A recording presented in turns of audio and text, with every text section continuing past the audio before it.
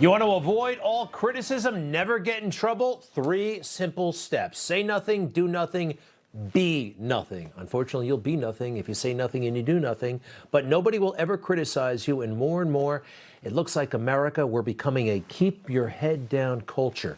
If you say the wrong thing, you can lose everything. If you tweet the wrong thing, you could be canceled. If you post the wrong thing, the mob just might come for you.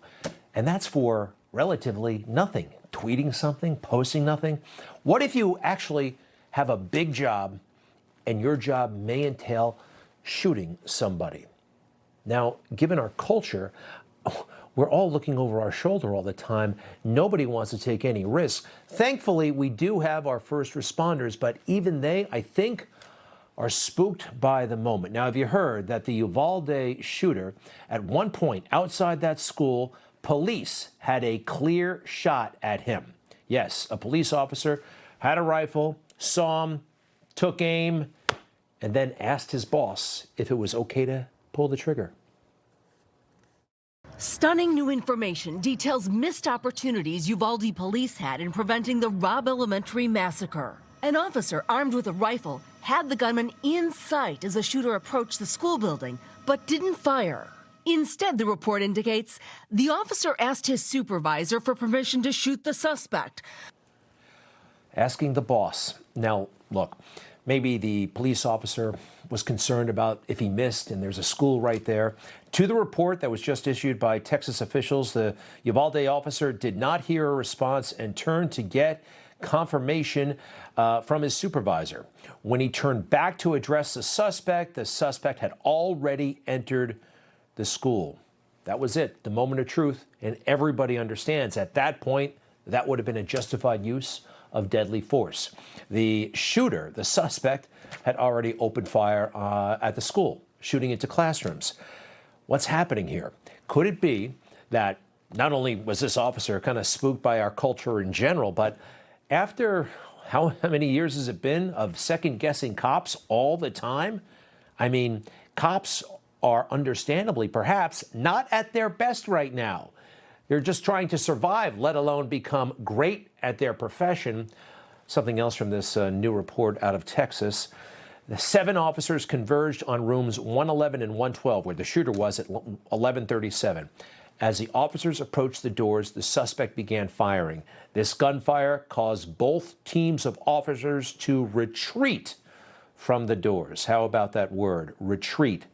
And they stayed down the hall, a safe distance away, for it looks like over an hour.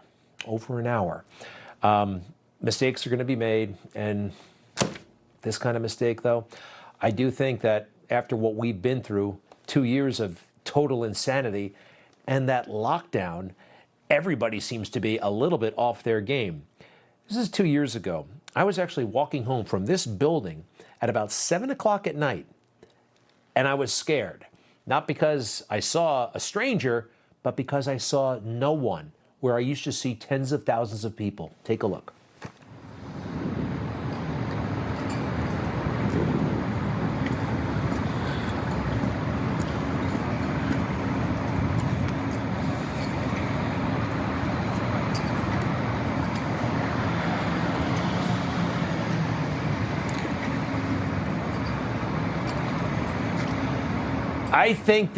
I know it rattled my cage. I think the entire country, we might all have PTSD as a result of this. Now, no one is making excuses, but this shooter, what's his name, Cremo? Now, what has he been through and what has he done? Now, he looks like he's guilty as hell and should be punished severely, but I do think about what he's been exposed to, what he's been doing that we know of. No one has done in human history. Nobody's been able to do this stuff. Make movies out of their bedroom like this.